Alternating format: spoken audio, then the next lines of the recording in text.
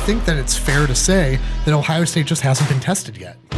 Ohio State has played one currently ranked team right now. That was Texas. They can't help how other teams panned out. Even these elite level teams that everybody's talking about as these undefeated, these are the championship caliber teams, had some scaries. Yeah, and we usually start the show with a little thing called Wheel Route. I want to say thanks to the Ohio Sinus Institute for sponsoring this part of the show now. Brand new to the podcast. Very excited to have them on board. I thought it would be interesting because this has been kind of a dialogue that's come up numerous times throughout the season. And when it started at the very beginning of the season, I didn't really think too much about it because it was just really early. But now, I mean, you got 2 weeks left in the regular season. And this has been a topic that's routinely, I feel like, brought up every single week, especially in the Ohio State side of things. Is this Ohio State team, the 2025 version, a better team than the 2024 Ohio State football team? Now, I think right off the bat, you can throw out the argument of like, it's still too early, right? Because last year's Ohio State team, I think, really peaked when they got to the playoffs. And I think that's when you really saw all that potential kind of collide and really start to mesh. This team obviously has played much less games right now than that team. Yeah. And so you're going just off the body of work. If you're looking at last year's team, that team already had a loss going into this week last season. This team's still undefeated. We're going to find out a whole lot about what this team is made of. Yeah, about 10 days. In about 10 days. Not that we're counting or anything. But just as it stands, from an eye test point of view, having seen last year's team, seeing that talent, grading each position group, is that team a better team, or is this year's team the better team? Yeah, I mean, I don't want to cop out on this answer, but I genuinely wrote down, I think it's impossible to tell. We'll find out next week. Like, I would say at this point, if you're saying if you would really push on it and say, okay, but give me an answer like as it stands right now, I'd say no. Like, I don't think it's a better team than last year. What gives you what's the biggest standout to you? I think the biggest thing to me, and don't hear me saying something that I'm not saying, this is a very good football team, but I think that it's fair to say that Ohio State just hasn't been tested yet. I don't. They've played, and again, there's a difference between you can still be a very good team and still be very untested. Ohio State has played one currently ranked team right now. That was Texas, who just got boat raced by Georgia. And so that doesn't mean that Ohio State's not a good team, but it means that if I'm looking at last year's team, and you're correct, they peaked in the playoff. They did get a big win against a top Penn State team last year on the road. Mm-hmm. Obviously, they went on the playoff run, the Oregon game in particular being very impressive. I think it's hard to look at that body of work and then look at this team and go, well, you beat a ranked team at home, and that's the only key win that they've had this year. I think it's hard for me, at least as a Michigan guy, to look at that and go, well, we can definitively say that this year's team is better. I think they're very good, but I also would look at it and go, they haven't really been put through the fire yet. And that's why we'll find out here in about a week's time. I can see that argument, but I would disagree. I think this is one of those things where you look at this team, and even prior to the season, this was a team you thought was going to lose 3 or 4 games, and you were looking looking at their schedule and going, well, this is a tough game, and this is a tough game.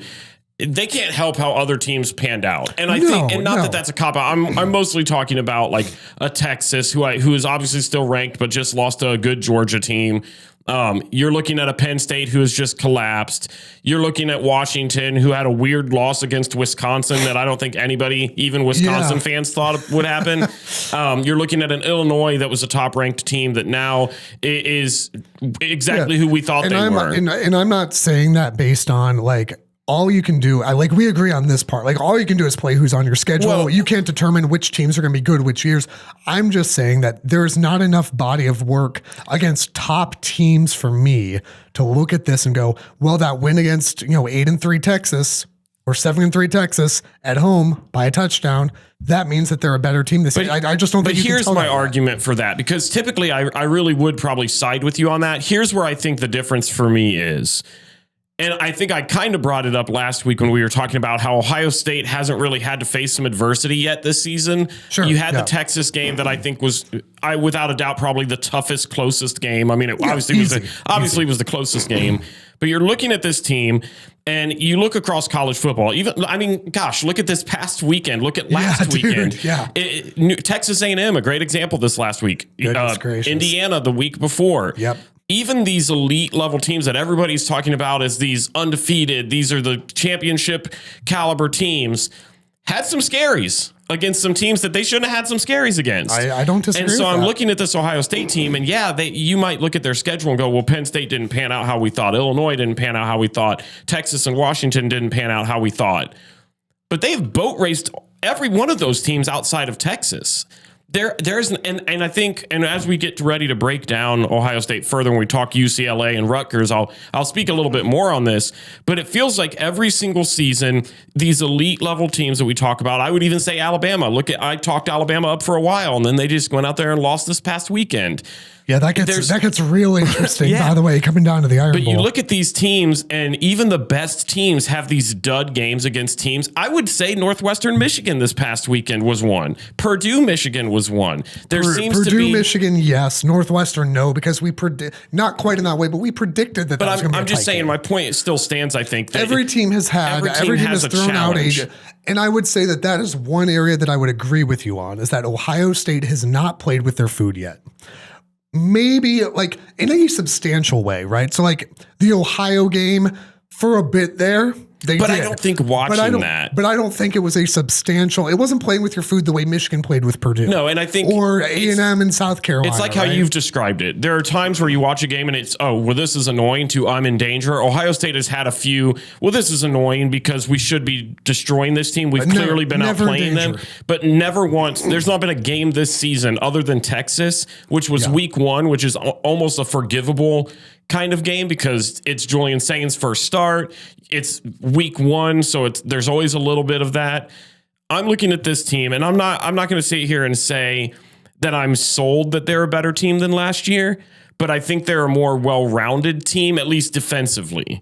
I think defensively last season they had some guys, obviously. I mean, you had the Jack Sawyer, the JTT, you had Denzel Burke, Lathan Ransom, one of my favorite Buckeyes of all time.